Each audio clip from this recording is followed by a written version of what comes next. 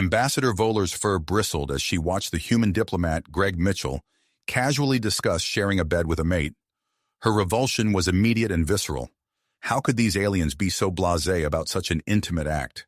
It was in that moment she realized the cultural chasm between Caitians and humans might be too vast to bridge. The Caitian Federation's first contact with Earth had begun with great optimism.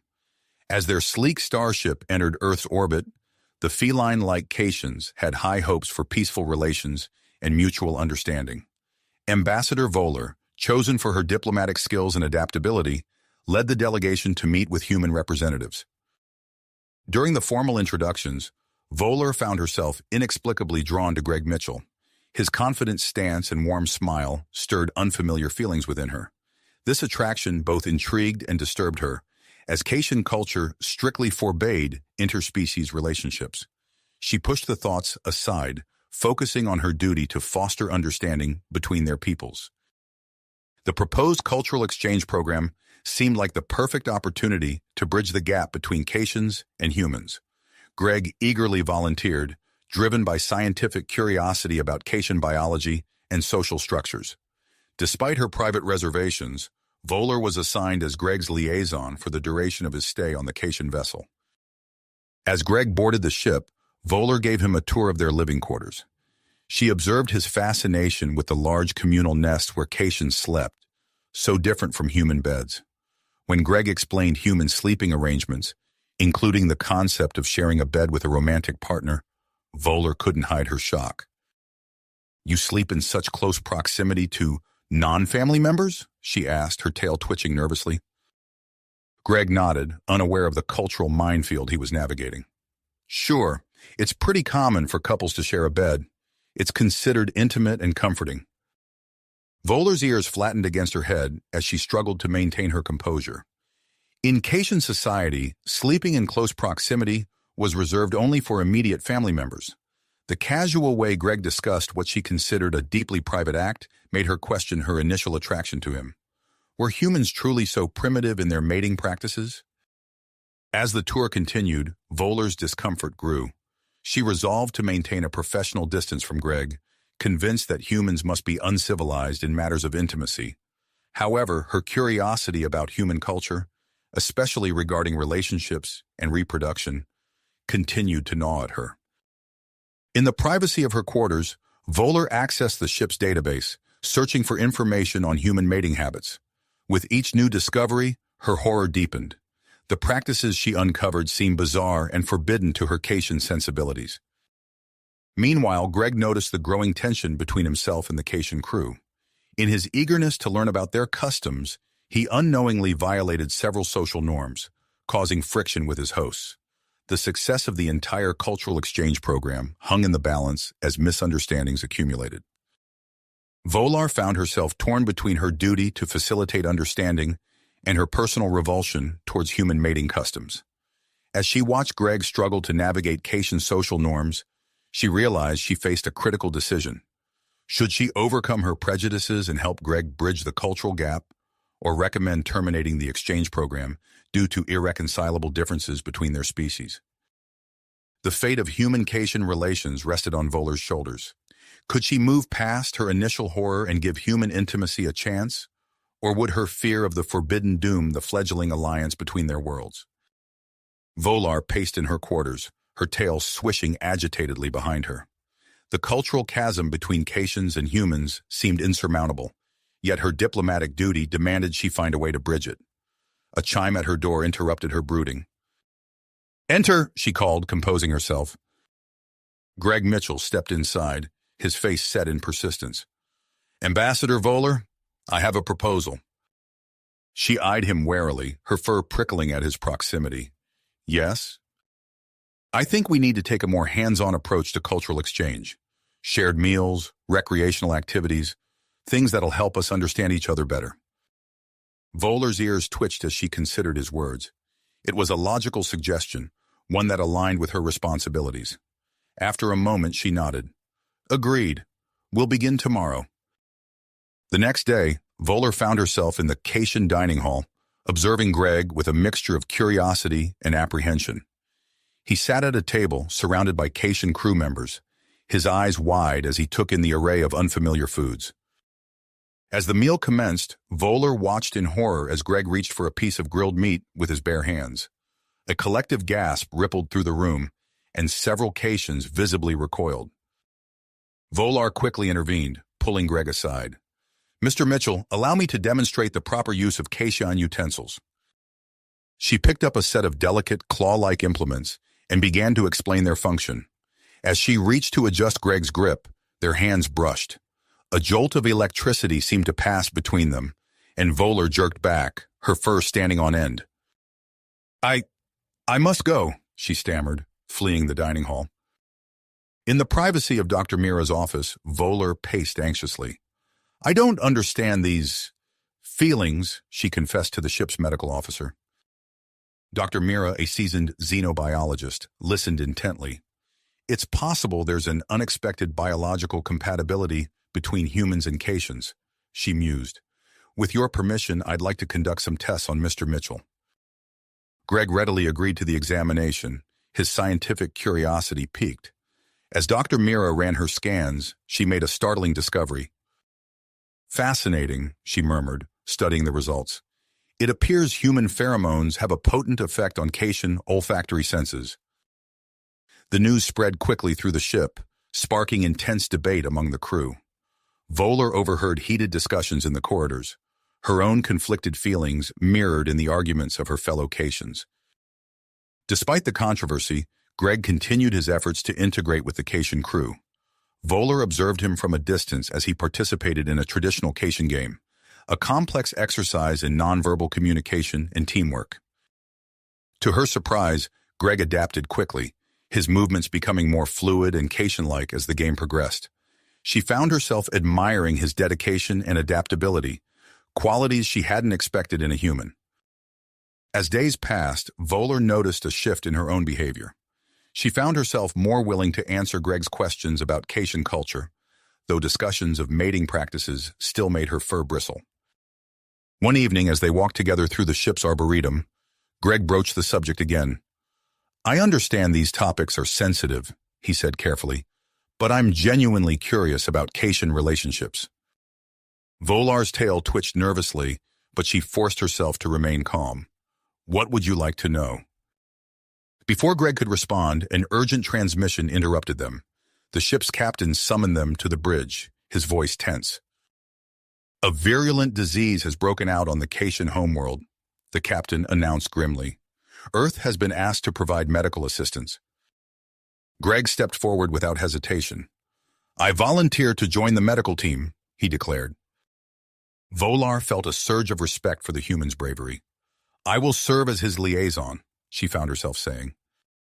As they prepared for the mission, Voller watched Greg pack his medical supplies. She realized that despite her lingering reservations about human culture, she had come to admire this particular human. "Are you ready?" Greg asked, turning to her with a determined expression. Voller nodded, pushing aside her conflicting emotions. "Let's go." They boarded the shuttle together, joined by a team of human and Cation medical professionals. As the craft lifted off, Voller gazed at Greg, wondering how this crisis might reshape their understanding of each other, and perhaps her own feelings as well. The shuttle accelerated towards the Cation homeworld, carrying with it the hopes for not just medical aid, but a deeper connection between two very different species. The shuttle's descent through the Cation atmosphere was turbulent, matching the tension inside the craft. Voller gripped her seat, stealing glances at Greg as he reviewed medical data on his tablet.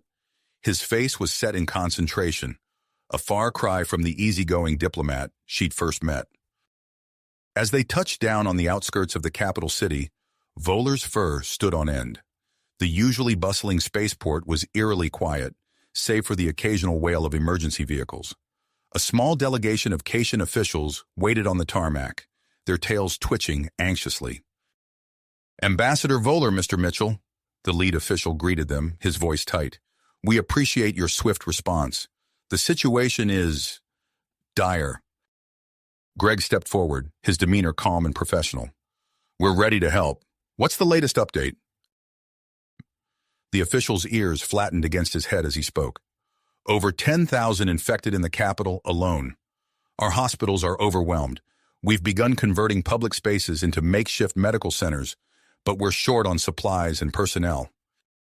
Volar watched as Greg absorbed the information, his expression resolute in persistence. She felt a flicker of admiration for his composure in the face of such grim news. We'll set up our primary base of operations in the largest available space, Greg decided. Can you direct us to a suitable location? Within hours, the Humancation medical team had transformed the city's central sports arena into a sprawling field hospital. Volar stood at the entrance, coordinating the flow of incoming patients, while Greg oversaw the triage area. As the day wore on, Volar found herself increasingly distracted. Her eyes kept darting to the horizon, towards the sector where her family lived. The steady stream of sick Cations flooding into the arena only heightened her anxiety. Greg noticed her distress during a brief lull. He approached, concern evident in his eyes. Volar, what's wrong? She hesitated, her tail swishing nervously. My family. They live in one of the most affected areas. I haven't heard from them since the outbreak began. Understanding dawned on Greg's face. Without hesitation, he said, We should go look for them. Volar's ears perked up in surprise. But the quarantine... We have protective gear, Greg countered, and we can help others along the way. 2 birds, 1 stone. Despite her lingering reservations about humans, Volar found herself nodding. Thank you, she said softly. They donned protective suits and ventured into the quarantine zone. The streets were a chaotic mix of emergency vehicles, makeshift clinics, and desperate Cations seeking help. Volar led the way, her heightened senses on alert for any sign of her family. As they turned a corner, they encountered a group of Cation children huddled in an alleyway. Their fur was matted, eyes glassy with fever. Without hesitation, Greg knelt beside them, pulling out his medical scanner. They're infected, he reported grimly, but it's not too advanced. We can help them. Volar watched in awe as Greg treated the children with gentle efficiency. He spoke soothingly to them in broken Cation, his words clumsy but his intent clear. The children responded to his kindness, their initial fear giving way to trust. As Greg worked, Volar found herself reevaluating her preconceptions about humans. The compassion and skill Greg displayed contradicted her earlier judgments about human nature. With the children stabilized and arrangements made for their transfer to the arena, they pressed on. Finally, they reached Volar's family home. Her heart raced as she pushed open the door. Mother? Father, she called out, her voice trembling. A weak response came from upstairs. Volar bounded up, Greg close behind. They found her parents and younger sister in bed, clearly ill but alive. Greg immediately set to work, his movements precise and efficient. Volar assisted, her medical training kicking in despite her emotional turmoil. Together, they stabilized her family's condition. As they waited for the transport to arrive, Volar's mother grasped her hand. Who is your human friend? She asked weakly. Volar glanced at Greg, who was gently examining her sister. He's a colleague and a friend. Her mother's whiskers twitched in a faint smile. He seems kind. Volar nodded, a strange warmth spreading through her chest. Yes, she agreed softly. He is. Back at the arena, Volar and Greg threw themselves into their work with renewed vigor. Days blurred together as they treated countless patients, their teamwork growing more seamless with each passing hour. Volar found herself studying Greg during rare moments of respite. She observed his interactions with patients, noting the genuine empathy in his eyes, the gentle touch of his hands.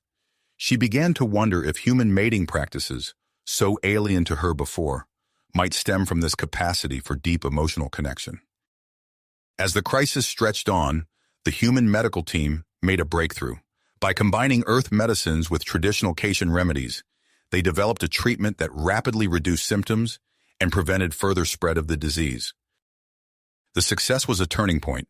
New infections declined sharply, and hope returned to the weary faces of the Cation people. In the wake of this triumph, Volar noticed a shift in how her fellow Cations regarded the human team. Respect and gratitude replaced the initial wariness and suspicion. One evening, as they took a brief break on the arena's upper level, Greg turned to Voller. "I've been thinking," he began, his tone serious. "This crisis has shown how much our species can achieve together, but there's still so much we don't understand about each other." Volar nodded, her tail swishing thoughtfully. "You're right. Our cultures are very different." Greg's eyes lit up with an idea. What if we organized a series of cultural workshops, a forum where humans and Caitians could openly discuss our customs, our beliefs, even our mating practices? Volar's fur bristled slightly at the mention of mating, but she forced herself to consider the proposal objectively. After a moment, she said, "It could be beneficial, but it would require careful planning." Greg grinned, his enthusiasm infectious. "Of course, and who better to lead such an initiative than the two of us?" As Voller contemplated Greg's suggestion, she realized that her own curiosity about human culture had grown. The thought of exploring these topics, particularly mating practices, both excited and terrified her.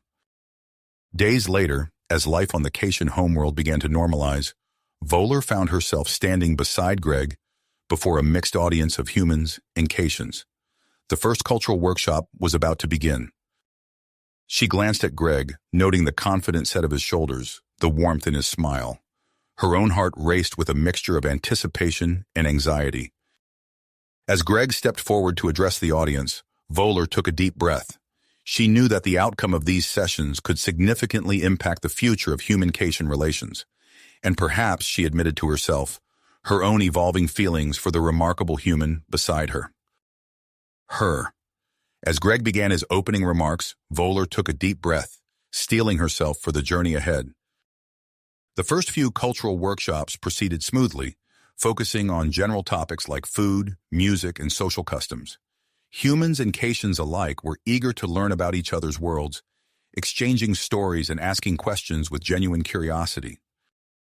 However, as the sessions progressed, an undercurrent of tension began to build.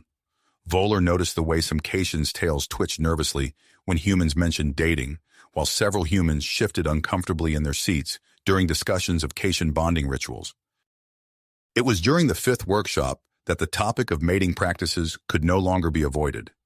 Greg stood at the front of the room, his expression a mix of professional detachment and barely concealed nervousness.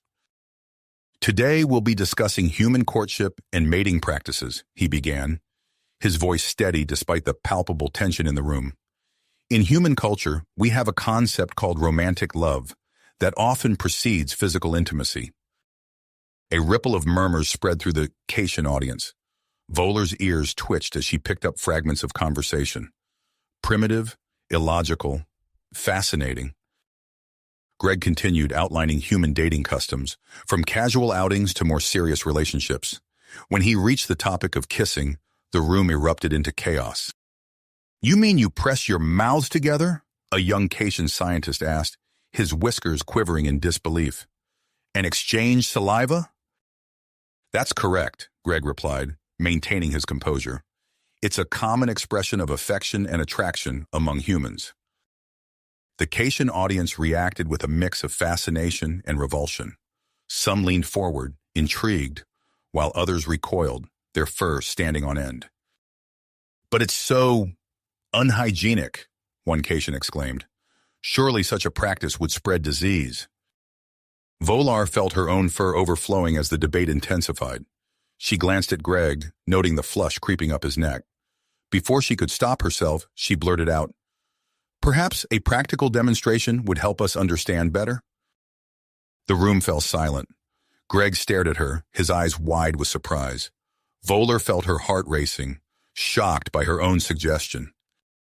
"I suppose that could be informative," Greg said slowly. He looked around the room. "Would any human volunteer be willing to assist?" A young woman in the back raised her hand, her cheeks pink. As she made her way to the front, Voller felt an unexpected surge of emotion. Her tail lashed behind her, and she found herself fighting the urge to bare her teeth. Jealousy. The realization hit her like a physical blow. "Wait," Voller said, her voice sharper than she intended. All eyes turned to her. On second thought, perhaps a physical demonstration would be unwise. We haven't properly assessed the potential health risks of interspecies saliva exchange. Greg nodded, looking both relieved and disappointed. You're right, of course. We'll continue with theoretical discussion only. As the workshop continued, Voller found it increasingly difficult to focus. Her gaze kept drifting to Greg, noticing things she'd overlooked before. The way his eyes crinkled when he smiled, the gentle timbre of his voice, the graceful movement of his hands as he spoke. Over the next few weeks, the cultural exchange program expanded. More humans arrived on the Cation homeworld, eager to participate in the groundbreaking initiative. Among them was Dr. Alan Thompson, a renowned xenobiologist whose arrival caused a stir in the scientific community. Voller and Greg found themselves spending more time together outside of official duties. They explored the Cation capital, Greg marveling at the soaring architecture and lush alien flora. During one such outing, they encountered a group of anti-human protesters. Angry voices filled the air, and Voller felt Greg tense beside her. "Humans go home," one protester shouted. "Keep our bloodlines pure." Voller grabbed Greg's arm. "This way," she hissed, pulling him down a side street. They ran through winding alleys until they found themselves in a secluded garden, surrounded by bioluminescent plants that cast a soft, otherworldly glow. Panting, they collapsed onto a bench. As their breathing slowed, Voller became acutely aware of Greg's proximity. His scent filled her nostrils, a mix of human pheromones and something uniquely Greg. "Voller," Greg said softly, turning to face her. I need to tell you something." Her heart raced. "Yes." "These past weeks working with you, getting to know you, I've never felt this way about anyone before, human or Cation." Vollar's fur rippled with emotion. "Greg, I know it's complicated," he continued. "Our species are so different, but I can't deny my feelings any longer." Voller leaned closer, her tail curling around Greg's leg. "Show me," she whispered. "Show me how humans express affection." Greg's eyes widened in understanding. Slowly, giving her time to pull away, he leaned in. Vollar's eyes fluttered closed as she felt the soft press of his lips against hers. The kiss was unlike anything Voller had experienced. Warm, tender, and filled with an emotion she couldn't quite name. As they parted, she found herself wanting more. "Well, well," a familiar voice interrupted. They sprang apart to see Dr. Mira standing at the garden entrance, her expression unreadable. "I hate to interrupt, but we have an emergency. The Cation High Council has called a meeting to discuss Dr. Thompson's proposed hybrid study. They're requesting your presence immediately." Voller and Greg exchanged a look, knowing they would have to set aside their personal feelings to address this crucial diplomatic issue. As they followed Dr. Mira out of the garden, Voller's mind raced. The outcome of this meeting could change everything, for human-Cation relations, and for her future with Greg. They arrived at the High Council chambers, a vast room adorned with intricate murals depicting Cation history. Voller's fur stood on end as she felt the weight of countless eyes upon them. She glanced at Greg, drawing strength from his steady presence beside her. As they took their seats, the council leader called the meeting to order. "We are gathered here today to discuss a matter of great importance," he began, his tail swishing with agitation. "Dr. Alan Thompson's proposal for a human-Cation hybrid study has raised serious concerns among our people."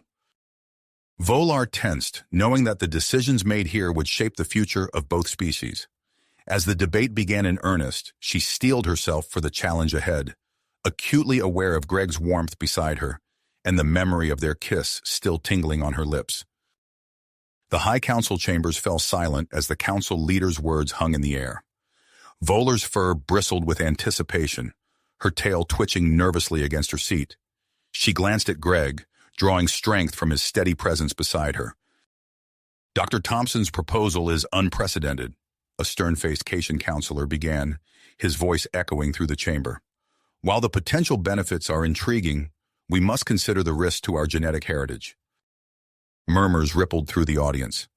Voller's ears swiveled, catching fragments of heated whispers. She leaned forward, her voice clear and confident as she addressed the council. "Esteemed counselors, I understand your concerns. However, this research could unlock medical breakthroughs that benefit both our species. The recent epidemic proved how crucial collaboration can be. Greg nodded, adding his perspective. Our differences are what make this study so valuable. By understanding our unique biologies, we can advance medical science for all. The debate raged on, voices rising and falling like waves. Conservative council members argued passionately about preserving Cation culture and genetic purity. Voeller's tale lashed with frustration as she countered each point, her scientific training evident in her precise rebuttals. Hours passed, the air growing thick with tension. Finally, the council leader raised a paw for silence. After careful consideration, we have reached a decision. The hybrid study will proceed, but under strict ethical guidelines and joint oversight from human and Cation authorities. Relief washed over Voeller. She turned to Greg, their eyes meeting in a moment of shared triumph. As they left the council chambers, the weight of the decision settled upon them. The real work was just beginning. In the weeks that followed, Dr. Thompson's research facility took shape on the outskirts of the Cation capital. State-of-the-art equipment arrived daily, and a team of the brightest minds from both species assembled to tackle the groundbreaking study. One evening, as Voeller and Greg walked through the facility's corridors, Dr. Thompson approached them with an intriguing proposition. "We're looking for volunteers," he said, his eyes gleaming with excitement. "Would you two be interested in participating? Your unique perspectives could be invaluable." Voeller's fur rippled with a mix of curiosity and apprehension. She glanced at Greg, seeing her own emotions mirrored in his expression. "It would be confidential, of course," Dr. Thompson added, "to avoid any diplomatic complications." After a moment of silent communication, Greg nodded. "We're in." The next day, Voeller found herself in the exam room, her fur standing on end as Dr. Thompson's team conducted a series of tests. Blood samples, genetic scans, and physical examinations filled hours that seemed to stretch endlessly. As she left the exam room, she caught sight of Greg emerging from an adjacent door. Their eyes met, a spark of shared excitement and nervousness passing between them. Days later, Dr. Thompson called them into his office, his face alight with scarcely controlled enthusiasm. "The results are remarkable," he said, spreading data charts across his desk. "We've discovered surprising compatibilities between human and Cation biology, particularly in your reproductive systems." Voeller's ears twitched forward. Her scientific curiosity piqued. "What kind of compatibilities?" As Dr. Thompson explained the findings, Voeller felt a strange mix of fascination and something else, a warmth that spread through her chest as she glanced at Greg. Their private celebration was short-lived. News of the study's preliminary findings leaked, igniting a firestorm of controversy.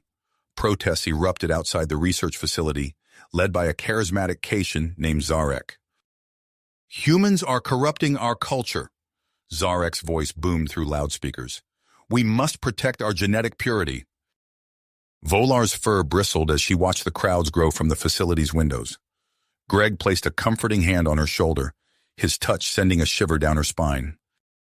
"We need to do something," he said softly. "Show them we're not a threat." Their opportunity came in the form of a joint cultural festival, organized by both governments to promote understanding between species. Voeller and Greg threw themselves into the preparations, working side by side to coordinate exhibitions of art, music, and traditional practices. As they hung decorations in the main square, Voeller found herself hyper-aware of Greg's presence. The brush of his arm against her fur, the sound of his laughter. Each sensation sent her heart racing. The festival opened with a burst of color and sound. Humans and Cations mingled, sampling exotic foods and marveling at unfamiliar art forms. For a moment, it seemed as if the tensions of the past weeks had evaporated. Greg took the stage, his voice ringing out across the square. "Today we celebrate the beauty of our differences and the strength of our unity," he began. Voeller, standing at the edge of the crowd, noticed a group of Cations moving suspiciously towards the stage's control panel. Her eyes widened as she recognized Zarek among them. Without hesitation, she darted through the crowd. "Greg!" she shouted. "Look out!" Chaos erupted as Zarek's followers attempted to sabotage the equipment. Security forces swarmed the area, and the crowd scattered in panic. In the confusion, Voller lost sight of Greg. Heart pounding, she pushed through the fleeing masses, calling his name. A rough hand grabbed her arm, and she found herself face to face with one of Zarek's supporters. "Traitor," he snarled, baring his teeth. Vollar's combat training kicked in. She twisted, breaking his grip, and delivered a swift kick to his midsection. As he doubled over, she caught sight of Greg surrounded by a group of angry protesters. Fighting her way through the crowd, Voller reached Greg's side. Back to back, they faced their attackers, a seamless team despite their differences. "This way!" Greg shouted, spotting an opening. They ran, ducking into a narrow alley between two ancient Cation buildings. As they caught their breath, a section of the wall shifted behind them. Voller's ears perked up, detecting a faint mechanism whirring to life. Before they could react, the wall swung open, revealing a hidden passage. "In here!" Voller hissed, pulling Greg into the darkness as shouts echoed from the alley entrance. The passage led them deep into the heart of an ancient structure. As their eyes adjusted to the dim light, they found themselves surrounded by intricate murals and strange artifacts. "It's a temple," Voller breathed, her scientific curiosity momentarily overriding her fear. "I've never seen anything like this." Greg ran his hand along a mural depicting Cations interacting with various alien species. "Look at this," he said, excitement coloring his voice. "Your people have a history of interspecies contact." Before Voller could respond, a deep rumble shook the temple. Dust rained down as ancient gears ground into motion. The entrance sealed shut, leaving them trapped in the otherworldly chamber. Vollar's ears flattened against her head as she realized the gravity of their situation. Trapped, alone with the sounds of chaos still echoing from the world above. She turned to Greg, seeing her own mix of fear and exhilaration reflected in his eyes. In that moment, something shifted between them. The air grew thick with unspoken tension. Voller stepped closer, her tail brushing against Greg's leg. "Greg," she said softly, her heart pounding, "I want to try something." Without waiting for a response, she leaned in, pressing her lips against his in a human-style kiss. The sensation was foreign, thrilling, and entirely right. As they parted breathless, the temple around them seemed to hum with ancient energy. Whatever came next, they would face it together. Two beings from different worlds, united by something greater than either of them could have imagined. As their lips parted, the ancient stone beneath their feet trembled. A low rumble echoed through the chamber, and a sliver of light pierced the darkness. "Greg, look!" Voller whispered, her ears swiveling towards the source of the disturbance. The sealed entrance was slowly grinding open, revealing a team of emergency responders silhouetted against the pale dawn light. Relief washed over Greg as he realized their ordeal was coming to an end. "Over here!" he called out, waving to catch their attention. As the rescue team rushed forward, Greg and Voller exchanged a glance, both acutely aware of the weight of their discovery. The chamber around them was a treasure trove of historical artifacts, each piece telling a story that could reshape Cation society. "We need to document everything," Voller said urgently, her scientific instincts kicking in. She pulled out her datapad and began capturing images of the murals and artifacts. Greg nodded, understanding the importance of preserving this evidence. He turned to the lead rescuer, a grizzled Cation with streaks of gray in his fur. "We've discovered something of immense historical significance. We'll need a team of archaeologists here immediately." The rescuer's eyes widened as he took in the chamber's contents. "I'll alert the authorities. For now, we need to get you two to safety." As they were led out of the temple, Greg and Voller found themselves blinking in the harsh light of day. The Cation capital was a scene of controlled chaos. Security forces patrolled the streets, and the acrid smell of smoke lingered in the air. "What happened while we were trapped?" Greg asked, surveying the damage. The rescuer's tail twitched uneasily. "Riots broke out after the festival attack. It's been a long night." News of their discovery spread quickly. By the time Greg and Voller reached the Cation High Council chambers, a crowd had gathered outside, their voices a mix of excitement and apprehension. Inside, the council members sat in tense silence as Greg and Voller presented their findings. Holographic images of the temple's murals flickered to life, showing ancient Caitians interacting with a variety of alien species. These artifacts provide irrefutable proof that our ancestors had contact with other species, Voller explained, her voice steady despite her exhaustion. It challenges everything we thought we knew about our history. Murmurs rippled through the chamber. Council member Regnar, a staunch conservative, leaned forward, his eyes narrowed. This is preposterous. These could be forgeries, created to undermine our society. Greg stepped forward, his diplomatic training evident in his measured response. I understand your skepticism, Counselor, but I urge you to consider the implications. This discovery doesn't threaten Caitian identity, it enriches it. As the debate raged on, a commotion outside drew their attention. Dr. Thompson burst into the chamber, his lab coat askew and his eyes wild with excitement. Forgive the interruption, he panted, but I have urgent news. Our research facility was attacked during the riots, but we managed to save our most crucial findings. He paused, his gaze sweeping the room. We've made a breakthrough. Our preliminary results suggest that human Caitian reproduction might be possible with medical intervention. The chamber erupted into chaos. Counselors shouted over one another, some demanding an immediate halt to the research, others calling for expanded cooperation. Amidst the uproar, Greg felt Voller's paw slip into his hand. They exchanged a look, both aware that their relationship was about to become a focal point in this storm of controversy. As if on cue, a young aide burst into the chamber, his fur standing on end. Counselors, we have a situation. Zarek and his followers have taken control of the capital's power grid. They're threatening to plunge the city into darkness unless all humans are expelled from the planet. The room fell silent. Greg stepped forward, his mind racing.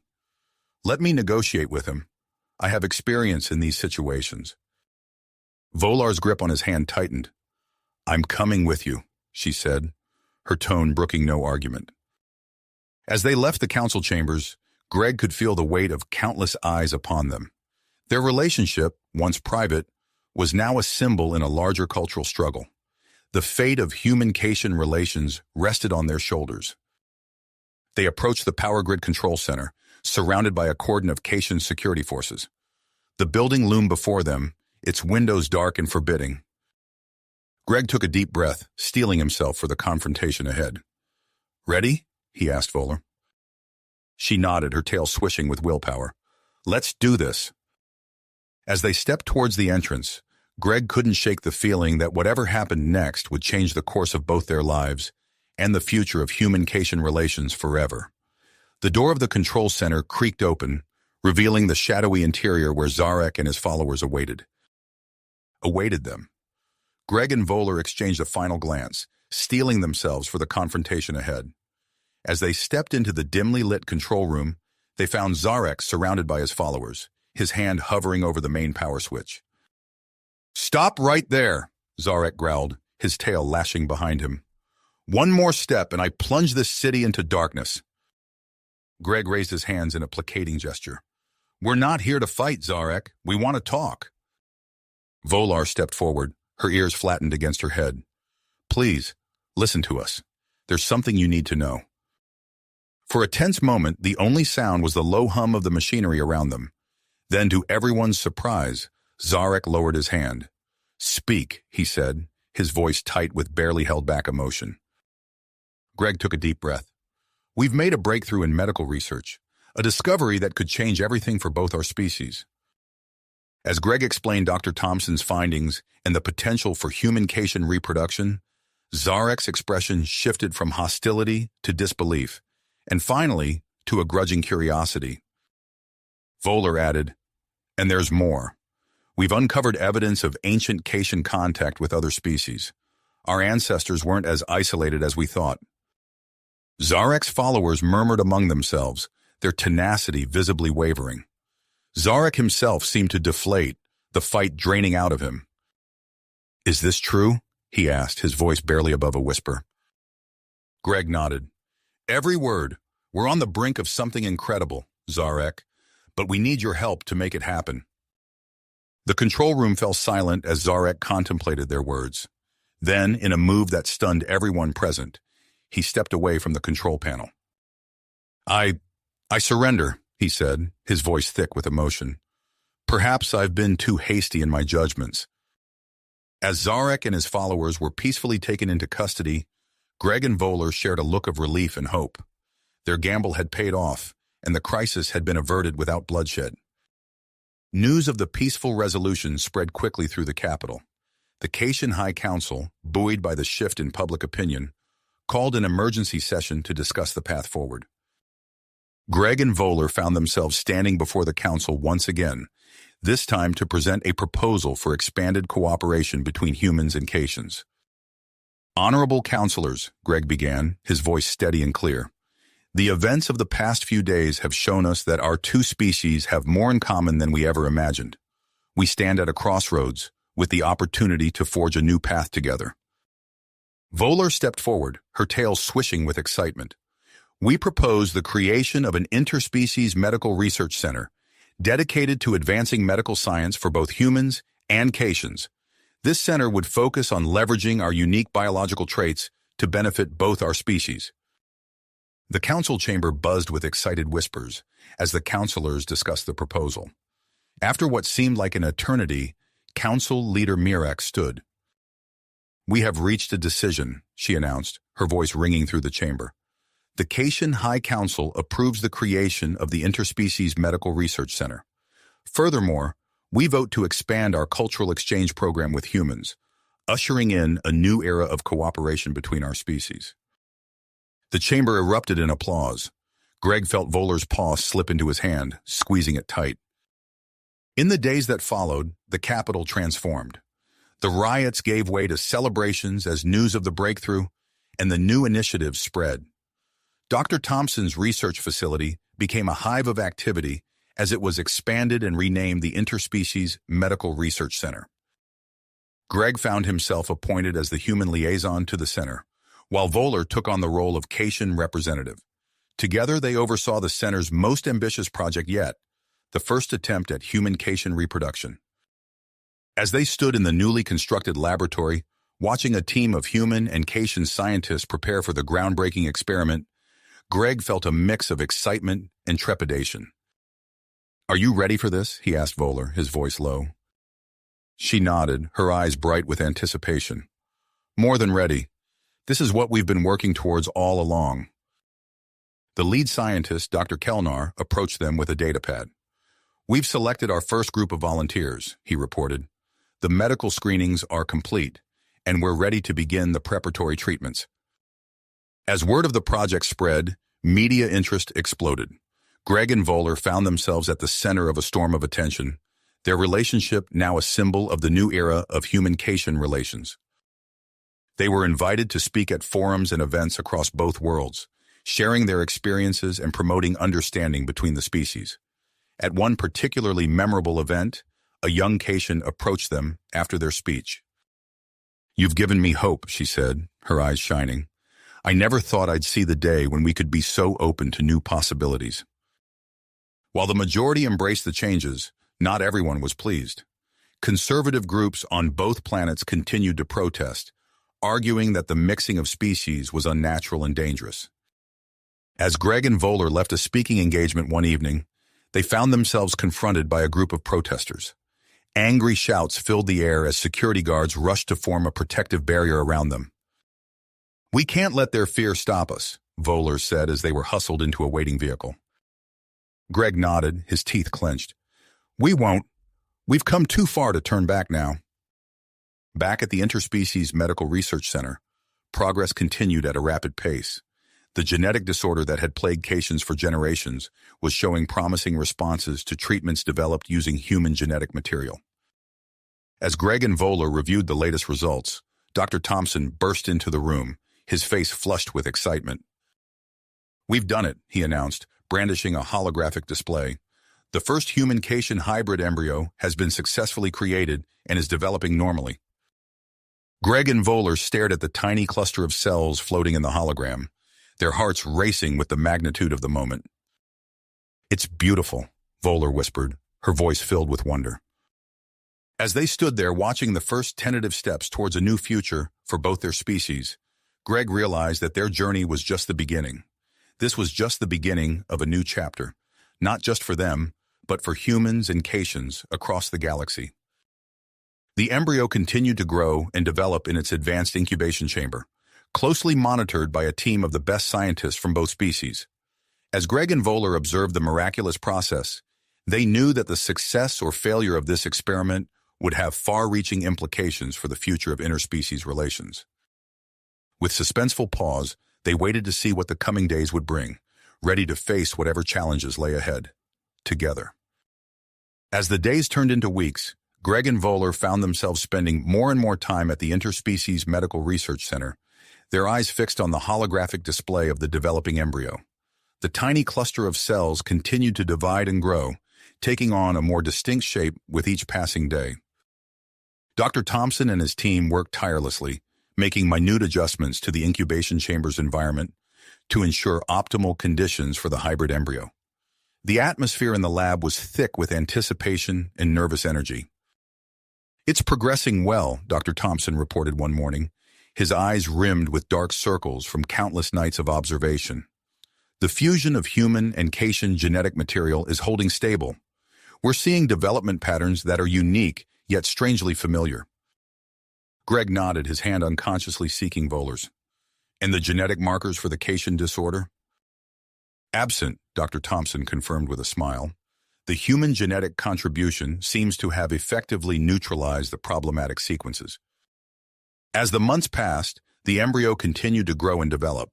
The research team expanded, bringing in specialists from both Earth and Caitia to monitor every aspect of the unprecedented gestation. Finally, after what seemed like an eternity of waiting, Dr. Thompson approached Greg and Voller with news that sent a jolt of excitement through the entire facility. "It's time," he announced, his voice tight with awe-inspiring emotion. "The hybrid fetus has reached full term. We're ready to proceed with the delivery." The delivery room was a flurry of activity as human and Caitian medical staff prepared for the historic moment. Greg and Voller stood at the periphery, their hearts racing as they watched the final preparations. Hours later, a cry pierced the air, a sound that was neither fully human nor entirely Caitian, but something beautifully in between. Dr. Thompson turned to them, cradling a small bundle in his arms. "Congratulations," he said, his voice thick with emotion. "It's a girl." As Greg and Voller gazed upon the infant, they were struck by her unique beauty. She had soft, downy fur covering her body, but it was sparser than a full Caitian's. Her eyes, when she opened them, were a striking combination of human and Caitian features. Her tiny hands ended in retractable claws, and a small tail curled around Dr. Thompson's arm. News of the successful birth spread like wildfire across both worlds. Within hours, the research center was inundated with messages of congratulations and requests for interviews. The hybrid infant quickly became a symbol of hope and unity for both species. In a gesture that touched both Greg and Voller deeply, they were invited to be honorary godparents to the child. Standing before the cameras, they each placed a hand on the infant's forehead, pledging to guide and protect her as she grew. As the excitement of the first hybrid birth began to settle, Greg and Voller found themselves contemplating their own future. One evening, as they watched the sunset from their apartment balcony, Voller turned to Greg with a determined look in her eyes. "I want us to have a child," she said, her tail swishing nervously behind her. Greg's heart skipped a beat. "Are you sure? The procedure is still so new." Voller nodded, taking his hands in hers. "I've never been more sure of anything. Our love has already bridged the gap between our species. Now, let's create something beautiful from that love." Their decision to undergo the procedure themselves was met with a mix of reactions. Supporters hailed it as a powerful statement of interspecies unity, while critics decried it as unnatural and dangerous. Undeterred, Greg and Voller began the extensive medical preparations. They underwent genetic counseling, hormone treatments, and countless tests to ensure they were ideal candidates for the procedure.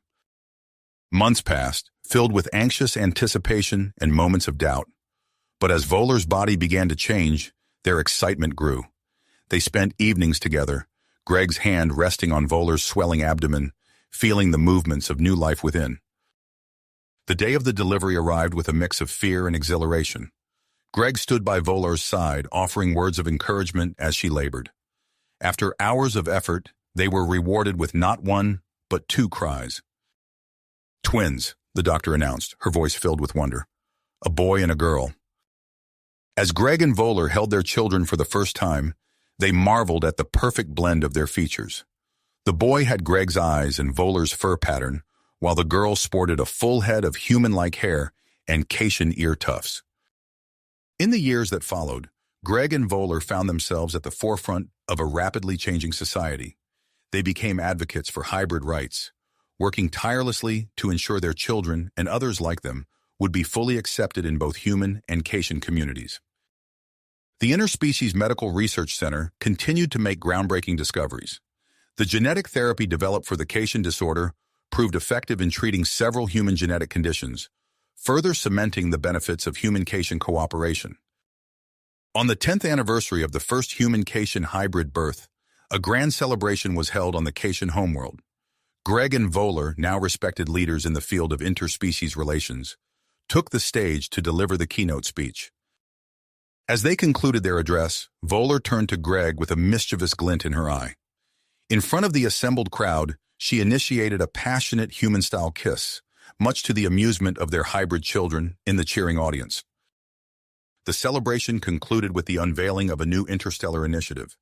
Inspired by the success of human-Caitian relations, both species jointly announced plans to seek out and establish peaceful contact with other alien civilizations. As the sun set on the Caitian capital, Greg and Volar stood hand in hand, watching as ships from Earth and Catia launched into the star-filled sky. Their children, now approaching adolescence, crowded around them, their eyes wide with wonder at the possibilities that lay ahead. You have reached the end of the story. If you enjoyed this story and want to support us, please leave a like and subscribe to our channel, and for every comment that says 88, I will heart every single one of them. Thank you for your time.